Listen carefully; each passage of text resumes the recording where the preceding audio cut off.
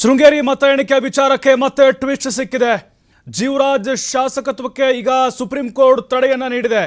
ಯಥಾಸ್ಥಿತಿ ಕಾಯ್ದುಕೊಳ್ಳೋಕೆ ಸುಪ್ರೀಂ ಆದೇಶವನ್ನ ಮಾಡಿದೆ. ನೋಡಿ, ಬಿಜೆಪಿಯ ಶಾಸಕರಿಗೆ ಇದು ಬಿಗ್ ಶಾಕ್ ಅಂತ ಹೇಳ್ಬೋದು. ಇದು ಟ್ವಿಸ್ಟ್ ಮೇಲೆ ಟ್ವಿಸ್ಟ್. ಜೀವರಾಜ್ ಆಯ್ಕೆಯಾಗಿದ್ರು, ಮರು ಮತ ಎಣಿಕೆಯಲ್ಲಿ ಪ್ರಮಾಣ ವಚನ ಕೂಡ ಸ್ವೀಕಾರ ಮಾಡಿದ್ರು ಸ್ಪೀಕರ್ ಮುಂದೆ ಮೊನ್ನೆ. ಈಗ ಸುಪ್ರೀಂ ಆದೇಶ ಕೊಟ್ಟಿದೆ ಯಥಾಸ್ಥಿತಿ ಕಾಯ್ದುಕೊಳ್ಬೇಕು ಅಂತ. ಸುಪ್ರೀಂ ತೀರ್ಪಿನಂತೆ ಈಗ ರಾಜೇಗೌಡ್ರೆ ಶಾಸಕರು ಅಂದ್ರೆ ಕಾಂಗ್ರೆಸ್ MLA ಮರು ಎಣಿಕೆ ಪ್ರಶ್ನಿಸಿ ಸುಪ್ರೀಂ ಕೋರ್ಟ್ ಮೆಟ್ಟಿಲೇರಿದ್ರು ರಾಜೇಗೌಡ. ಈಗ ಹೈಕೋರ್ಟ್ ಆದೇಶಕ್ಕೆ ಮಧ್ಯಂತರ ತಡೆಯನ್ನು ನೀಡಿದೆ ಸುಪ್ರೀಂ ಕೋರ್ಟ್. ಮರು ಎಣಿಕೆ ಎಲ್ಲ ದಾಖಲೆ ಸಲ್ಲಿಸೋಕೆ ಸೂಚನೆ ಕೊಟ್ಟಿದೆ. ಮೇ 21ಕ್ಕೆ ವಿಚಾರಣೆಯನ್ನ ಸುಪ್ರೀಂ ಕೋರ್ಟ್ ಮುಂದೂಡಿದೆ.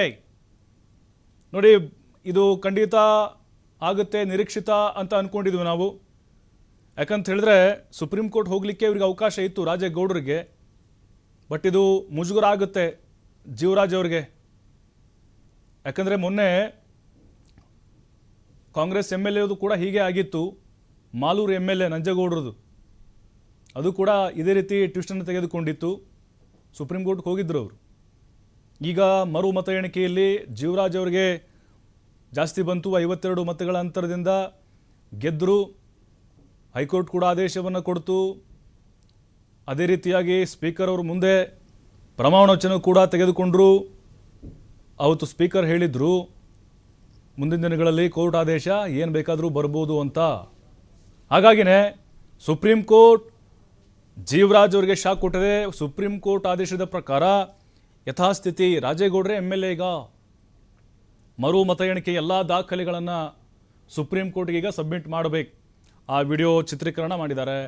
ಅಲ್ಲಿ ಯಾರ್ಯಾರಿದ್ದರು, ಯಾವ ರೀತಿ ಎಣಿಕೆ ಮಾಡಲಾಯಿತು, ಓಪನ್ ಮಾಡೋ ಸಂದರ್ಭದಲ್ಲಿ ಯಾವೆಲ್ಲ ಅಧಿಕಾರಿಗಳು ಸಮ್ಮುಖದಲ್ಲೇ ಓಪನ್ ಮಾಡಿದರು, ಅಲ್ಲಿ ಏಜೆಂಟ್ಗಳಿದ್ರಾ ಇಲ್ವಾ. ಯಾಕಂದರೆ ಅವತ್ತು ಕೂಡ ನಾವು ಗಮನಿಸಿದ್ವಿ, ಆರಂಭದಲ್ಲಿ ರಾಜೇಗೌಡರು ಹೆಚ್ಚಿನ ಓಟ್ಗಳನ್ನು ತೆಗೆದುಕೊಂಡಿದ್ದಾರೆ ಅಂತ ಅವರು ಕುಣಿದು ಕುಪ್ಪಳಿಸಿದರು. ಅದಾದ ಮೇಲೆ ಮಧ್ಯರಾತ್ರಿ ನೋಡಿದ್ರೆ ಟ್ವಿಸ್ಟ್ ಮೇಲೆ ಟ್ವಿಸ್ಟು. ಆಮೇಲೆ ಜೀವರಾಜ್ ಅವ್ರಿಗೆ ಹೈಯೆಸ್ಟ್ ಬಂತು ಅಂತ ಇವರು ಕುಣಿದಾಡಿದರು. ಹಾಗಾಗಿ ರಾಜೇಗೌಡರು ಹೇಳಿದರು ಕಾನೂನಾತ್ಮಕವಾಗಿ ನಾನು ಹೋರಾಟ ಮಾಡ್ತೀನಿ ಅಂತ. ಈಗ ಸುಪ್ರೀಂ ಕೋರ್ಟ್ ತಡೆ ನೀಡಿದೆ. 21ಕ್ಕೆ ಮತ್ತೆ ವಿಚಾರಣೆ ನಡೆಯುತ್ತೆ. ಆ ವಿಚಾರಣೆಯಲ್ಲಿ ಮತ್ತೆ ಯಾವ ಆದೇಶ ಬರುತ್ತೆ.